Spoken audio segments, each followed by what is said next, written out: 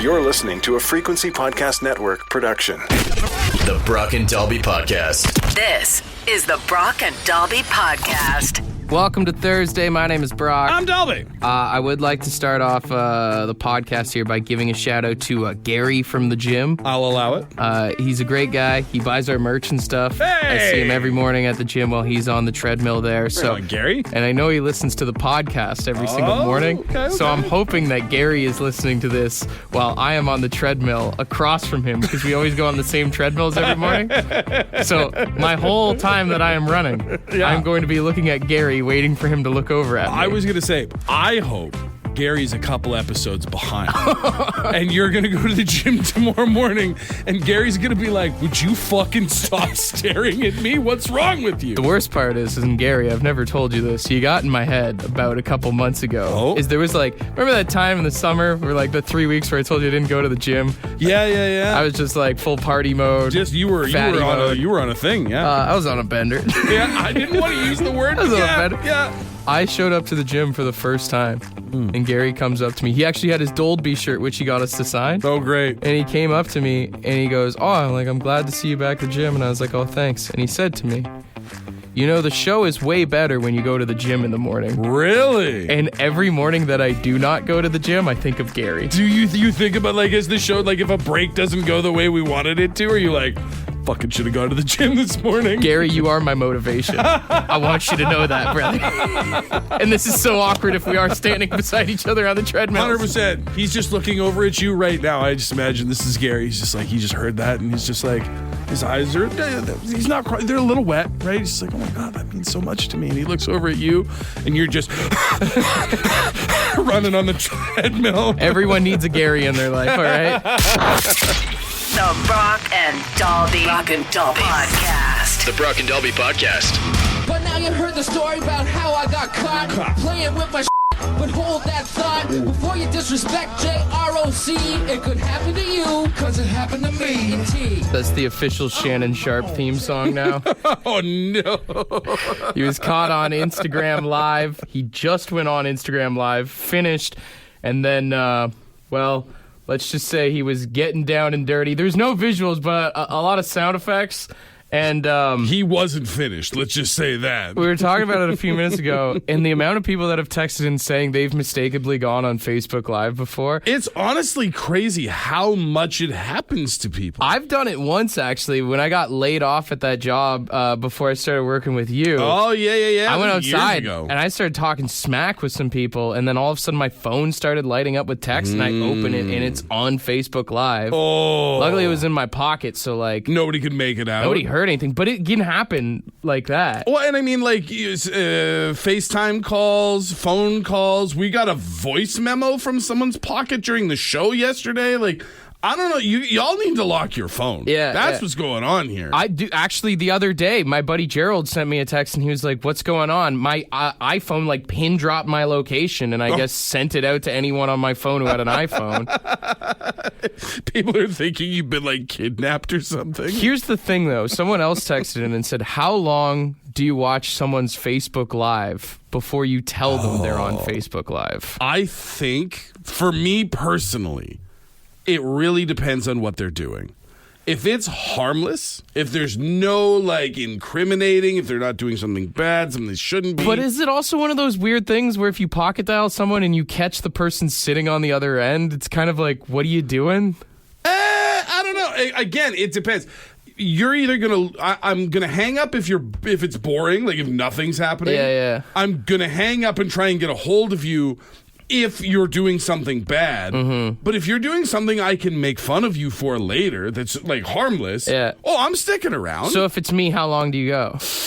What are you doing? In this scenario, what are you doing? I'm Shannon Sharpen. You're Shannon Sharpen? I'm full Shannon Sharpen. I am immediately getting... so let's say this is on Instagram Live. I feel like you got to call me. I am immediately calling you. I am not Facebook messaging you. I am ringing your phone. Yeah. If your phone doesn't... If you don't answer, I am ringing the likely other person in the room. Sure. If I still can't, I am driving to your house and banging on the door. Please don't answer it, but just know that I need you to stop. Because I was going to say, I do the same thing for you, but then if it was someone maybe I didn't really care too much for, Sure. I'm probably sitting there and watching it. 100%. Oh, God, if it's someone I don't like, now you're screen recording. You're like, I'm going to make fun of you for this. Although I did just realize I said I would drive across town. There's no way you're still on that live by the time I get it.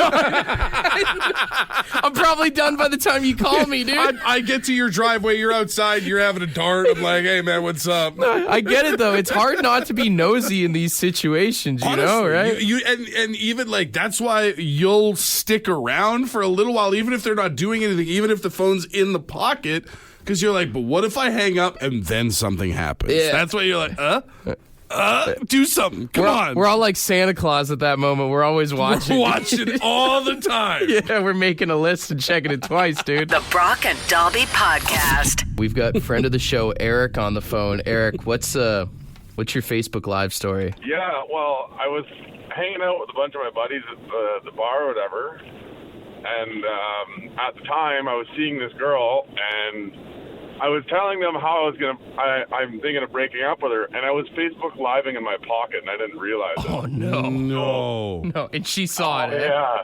Oh, she sat there and listened to like our entire conversation. This Facebook Live went on for like an hour. God.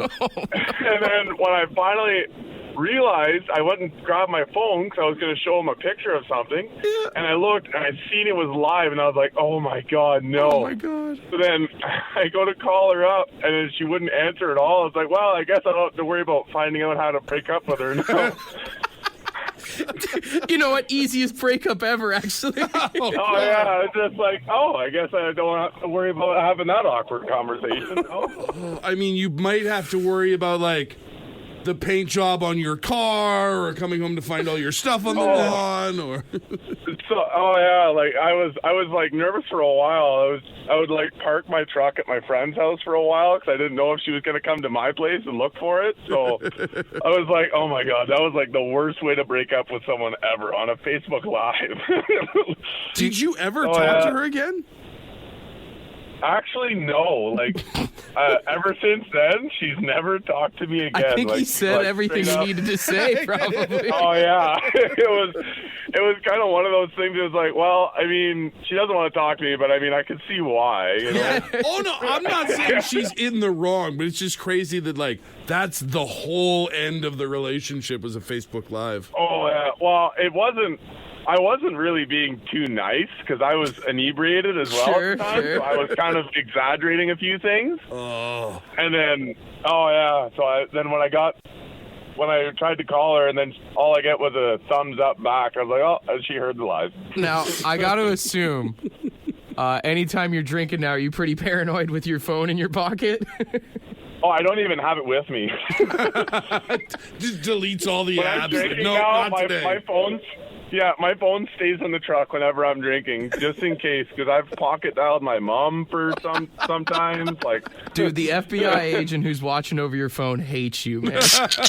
The Brock and Dalby Podcast. We got this message on the bad line after the show yesterday.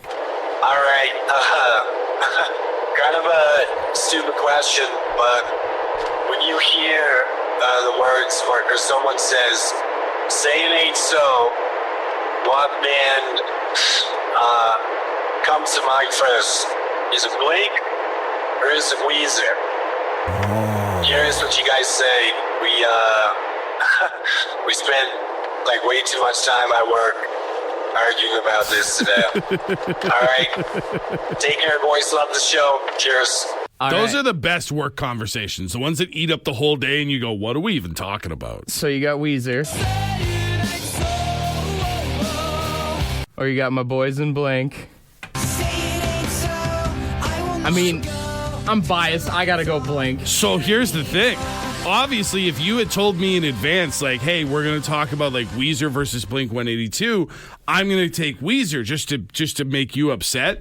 But as that man was talking and he goes, when you hear someone say it ain't so, my brain immediately went, say it ain't so, I will not go. And Say It Ain't So might be the only Weezer song I actually like. But I thought of Blink-182 way before. I think if you go Say It Ain't So and you drag out the so, then you made me think of Weezer. Say it ain't which is so. weird because that's the title of the song. Right. Versus Blink's is just a line. Well, I mean, Blink has that effect on people. It's the same with like, where are you? Like, that's not the title of the song. Yeah. But it is a line that people If you hear think. someone say, where are you, you think of I miss you. Yeah, exactly. Someone would be like, oh, where are you? And I'm so sorry. It's funny, after we saw that, I started thinking, there's a few more of these things in songs. I mean, of course, there's the... What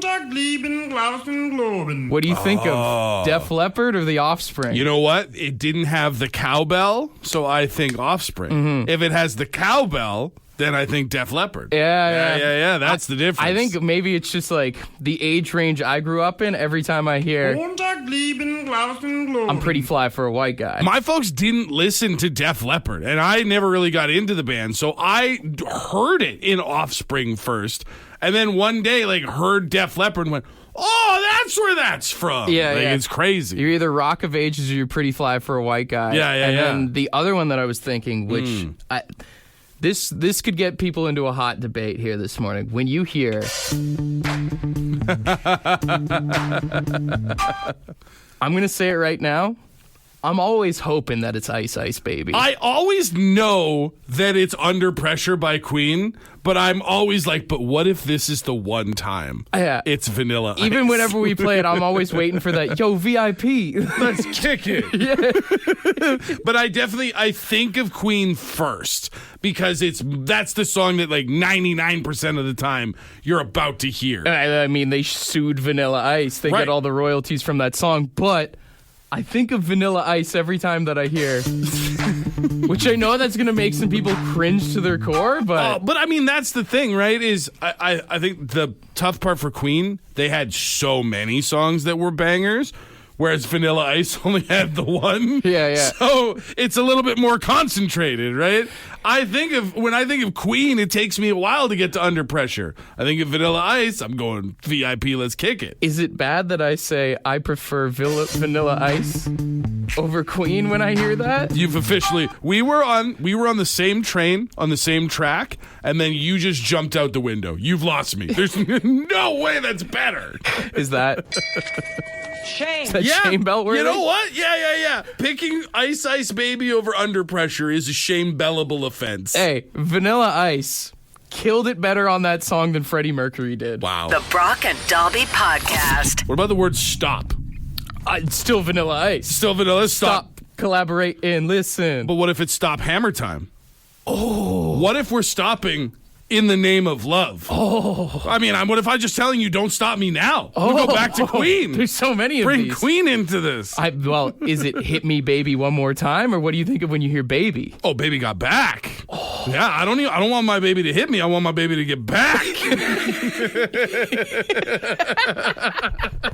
Dude, there's so many of these, actually, if you think about it now. And even, you know what, it's probably worse. There's another generation that comes after the both of us that hears Baby and goes Justin Bieber. True. What's that, Baby Baby? Yeah, the song was called. Like, some of these songs, we've reached the point now where there's so much music in the world that there begins this overlap, and all of a sudden words can almost tell you how old a person is by what they sing after you say them. Yeah. I mean, even thinking about song titles now, Photograph, what do you think of? Nickelback or Def Leppard?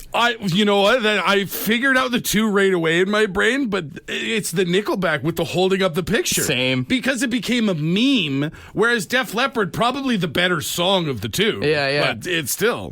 Creep, is it Radiohead or Stone Temple Pilots? It's Radiohead, Oh, right? it is Radiohead. It's Radiohead. I prefer the Stone Temple Pilots one. That's my karaoke jam. Mm-hmm. But it's definitely Radiohead. What's another one? Shot in the Dark? Ozzy or AC/DC? Oh, I go Ozzy. Yeah, Ozzy on that one for me. Jailbreak, Thin Lizzy, or another AC/DC? That's AC/DC. I go Thin Lizzy on that one. I knew a wrestler who used Jailbreak by AC/DC as his theme music. What's another one? Oh, Jump. Is it Van Halen or is it Crisscross? Dude, it's House of Pain. Oh! Jump around. Oh, yeah, dude. Oh, my God. There's so many of these. Or what's that other? Oh, yeah, no, that's the Van Halen one. Yeah. Might as well jump. Yeah. Jump. It's crazy how our brains are wired that just like one trigger phrase could just make you go like, and you go in different directions. Depends if I'm wearing a basketball jersey or not. Oh, that's true. And what way it's facing. Yeah. Someone just texted in, when you hear the sound of a bell, what song do you think of? The Undertaker's theme song. But that's... I was going to say Hell's Bells are for whom the bell tolls, but that's an even better answer. It's very specific nerd stuff. If you don't live in that world, that's not part of the There's equation. a certain demographic of people that hear the bells go and they're hoping the lights go out. Yeah. Oh my God, it's the Undertaker. He's here. This is the Brock and Dalby Podcast. We did get someone who sent us this New York Post article. Apparently, there's a guy in Spain who's claiming that he's a professional wedding destroyer. A wedding destroyer. So basically, from the gist of what I just quickly read, is brides with cold feet will hire him to show up and object at the wedding. Come on. You know when they ask someone, like, does anybody have a reason why these two shouldn't get married? Speak now or forever hold your peace. So he says that he'll get paid around $500 to show up at a wedding. Do what? And women have hired him, so he'll object. Yeah. And then the ladies run off with him. No. Come on. So he objects, and it's like the idea is she's like, oh my God, I still love him. And they run off It's like together. a cheesy movie scene, yeah. Dude, because I was going to say, the thing about the object part of a wedding is it's not binding. You could go to a wedding and be like, I object. And if the bride and groom are like, okay, they can still get married. Yeah. But she pretends to be in love and runs away. Which, like, that's a tough look in front of your entire family, right? No kidding, right? And especially, and then there's the other half of the room that is the husband's family.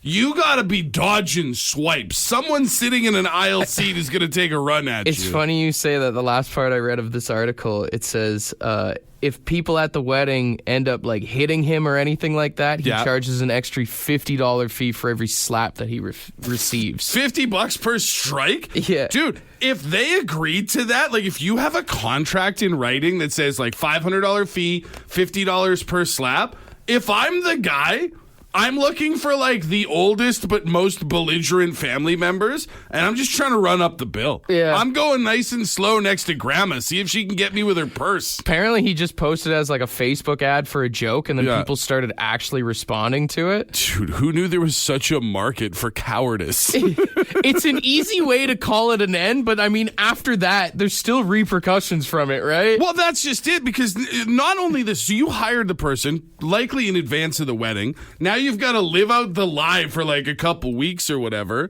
And then you go through with this, and then what? Are you guys living together? Do you guys have to like separate your stuff now? Do you have a home together? Yeah. Are there kids involved? It's tough to explain like where this guy went afterwards, right? Yeah. How come you're not with the guy you ran off with at your wedding? Turns out that didn't work out. I think one of the best breakups of all time was a few years ago. There was that guy who hired Bruce Buffer on Cameo. Do you remember that one? Yeah. I think I got the clip here. It's time for Kaylee to move on. I can hear it clear as day in my head before you even hit play. That's so awful. It's so cruel, but it's so good. It's so unnecessarily mean. Time for Kaylee to move on. Imagine hiring Bruce Buffer just to show up at your wedding and do that. You're down here in front of the crowd. You're up in the front, and all of a sudden he's standing at the back. It's time to object to this union. The Brock and Dalby Podcast. A buddy of mine once decided it would be a good idea to buy a giant Christmas card.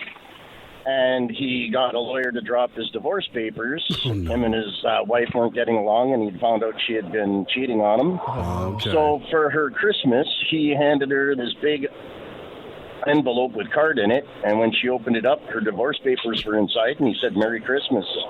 Dude, divorce papers come on like legal 8x11 paper. How big was this friggin' card? I don't know where he found it, but it was jumbo. He still has the card to this day, believe it or not. It's just a big manila envelope that says Merry Christmas. Wait, he got the card back? Is that what you said? Oh, yes, he's kept the card. He still has that card to this day. I have to assume she didn't take it with her. Sure. She opens it Oh, up. no, she signed the divorce papers, gave him everything right back, and left, as far as I was to understand. He's keeping it for the next one, or what? Hey, probably. Oh, man, that is amazing. Thank you for chatting with us this morning. Oh, you guys are welcome. You have a great day. Oh, yeah, you too, man. I have to assume that this man went on to another relationship. You have to tell that story, right? Just as you're getting to know someone, that's going to come up. Do you think that his current significant other gets nervous every Christmas? I was going to say, actually, a funny move would be to give someone a present. I've seen people do it with, like, if they film, like, my spouse was cheating on me, they'll give them a big present at Christmas time. Right, yeah, and then yeah, it opens yeah. with the divorce papers or we're breaking up or something like that. 100%, a lump of coal. Just thinking about it now, what would be really funny is to skip the dishes some food to their house. With a little card tucked in there. Well, you know how sometimes you can get the restaurant to write stuff on it? Yeah. Let your local fast food place break up with your significant other. Yeah, let for Domino's you. do it for you, yeah. Dude, I mean, if you want to be really hands-off, taking out advertising would work. Like, if you've got somebody that drives a specific way to work every day, take out a little billboard over the top that's just like, hey, Jeff, it's over. Or if somebody has to work from home, just take out those, like, YouTube pre-roll ads. The unskippable ones. If you work for the city, a great idea would be to get like those eviction notices that they have. Oh. And then just put it on your girlfriend or boyfriend's door. Yeah. And so they're yeah. like, what the hell is this? And then it's just you're breaking up with Oh, them. dude, even if you live together, serving your significant other with eviction notice to let them know that you can't stay here anymore. That'd be amazing. Jesus. That'd be amazing. Send them a singing telegram. Like a barbershop quartet or something? Yeah. 4 dudes show up at their like place of business or It's something over, like that. it's over, it's over. Well, you had a good run, but it's time to go. Shaking their hats around. What if you had a magician show up and instead of pulling a rabbit out of his hat, he pulls out the divorce papers? No, dude, you're walking, you and your significant other, you're walking through the park. It's a really romantic evening. You're arm in arm. And a guy comes up and he's like, I'm a street magician. I want to do a trick for you. And he makes you disappear. And then when she's like, oh my God, where did he go? It's like, he's gone, Sharon. And he's not coming back. Mind freak! Mind freak! This is the Brock and Delby Podcast. I don't know if you saw this or not, but Roberto Luongo is back on the ice. Sorry, go back, Don. Luongo. Luongo. You hit him with the Luongo. Luongo. The Don Cherry Luongo. That's how I've always said it. It's Luongo. Luongo. I saw he was playing, what was the team called? The Beer League Leafs? Yeah, if you haven't seen this, Roberto Luongo, however you want to say it, he saw an ad on Facebook. A beer league team in Florida was looking for a goalie for a game. That's so amazing. And he joined the boys out on the ice. And it is a fantastic story. As Louis showed up for the game, I guess they were playing the defending champions of the beer league. 5-time. This was Is that their, what it they was? were going for their 6th consecutive league championship. Louis pulls out on the ice. That team ends up catching a W, a 4-2 win against them there, which I will say, you got to imagine that other team was absolutely chapped as they look across the ice and see an NHL legend like that out 100%. there. Everybody's talking about this story, about how cool it is that Roberto Luongo, NHL goaltender, probably future Hall of Famer, showed up and played for this team. What an amazing thing. And all I've been thinking about since the story came out is I would be filing a protest with the league if I was on the other side. Oh, dude, I've played beer league hockey, adult safe league. People take it way too seriously. But then again, they only won 4-2, so that means there's 4 dudes that netted a couple goals there. Yeah. Two guys scored on an NHL caliber goaltender. Which that is the ultimate bragging right for the rest of your beer league career. 100%. Hey, you may not get a ring this season because these are the type of people that would definitely get themselves rings. Yeah. Maybe you don't get a ring this season. but you get to tell everybody that you potted one, maybe two if it was just one guy scoring. True, yeah. You potted at least one goal against Roberto Luongo. The rest of the team is all bummed out, and you're like, this is kind of cool, though. Well, there's always guys in the change room that are bragging about playing like Pee Wee AAA, maybe a little stint in Junior C here and there. Oh, I was one scout away from making it to the show. You scored on one of the greatest NHL goaltenders of all time.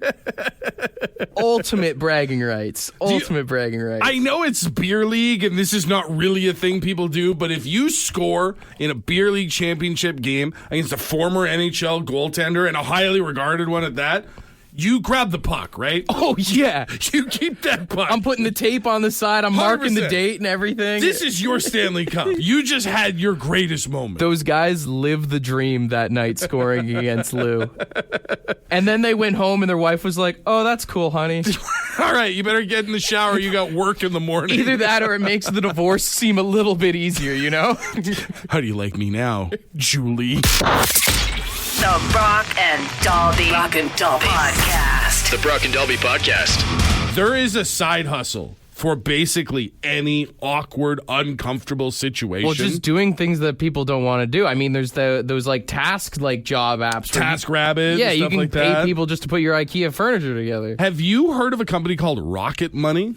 Sounds familiar. I did a lot of driving over the weekend around the province, and I was listening to a bunch of podcasts. They're an American company that buy a ton of podcast advertising. Okay. And basically what they do is you like hook them up with your banking information, and they will find subscriptions that you have that you maybe forgot you were paying for. They'll help you cut down your bills and stuff like that. so if you sign up for like a free trial for something and then got locked in, they'll cancel it for they'll you? help you find it, identify it, and then cut it. Okay. Bummer, it's not in Canada, so this is not an ad. They did not give us any money.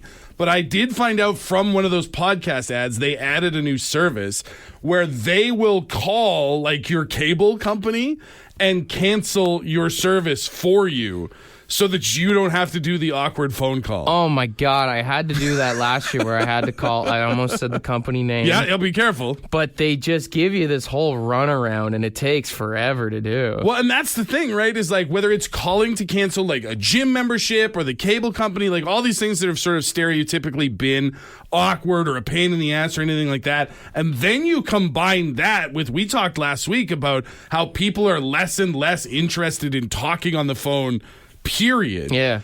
And all of a sudden, there's this whole market for people who are not socially awkward and don't have a lot of things to do that'll be like, I'll sit on hold for you.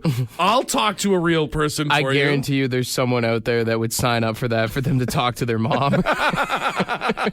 Well, and that's the thing. So I guess what they do is that like whatever amount of money they save you by like canceling, by doing these calls, you have to pay them a cut.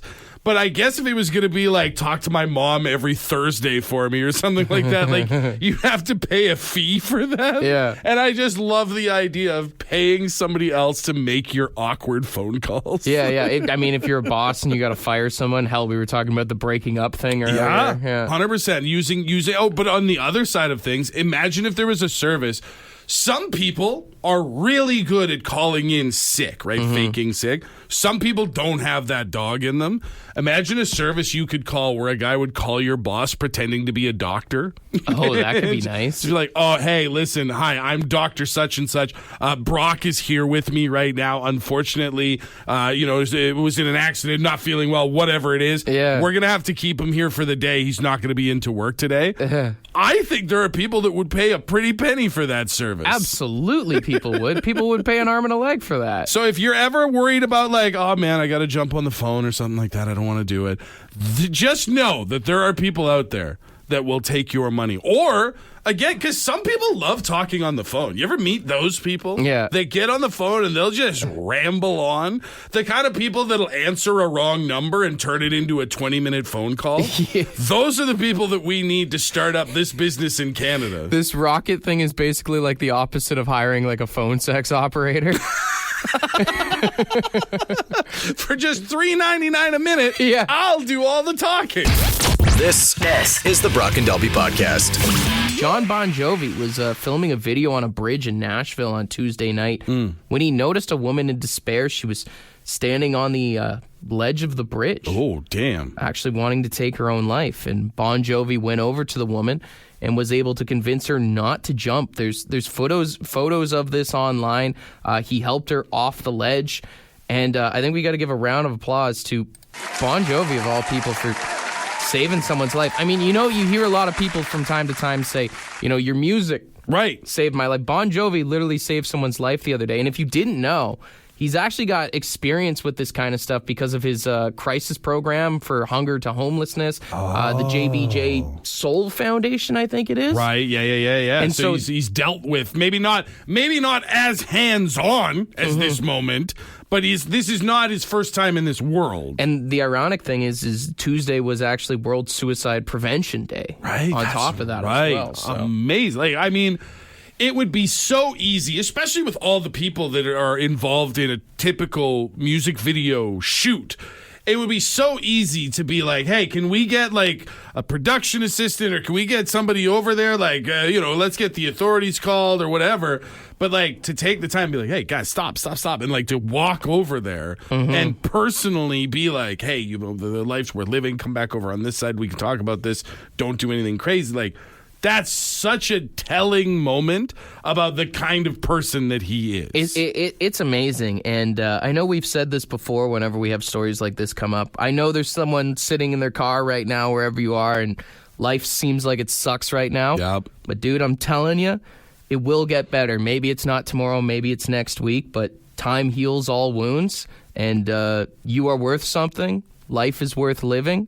And we love you. There are people that love you. Reach out to someone. Trust me, life goes on, and it will be worth it. The phrase permanent solution to a temporary problem is one that has always lived really loud in my head when it comes to stuff like that. Don't make a permanent solution to what could be a temporary problem. Reach out to people. Life gets better. You are loved. For more Brock and Dalby, tune in weekday mornings 5:30 to 9. The Brock and Dalby podcast is brought to you by badshop.ca, the Brock and Dalby merch store, with all proceeds going to the Canadian Cancer Society.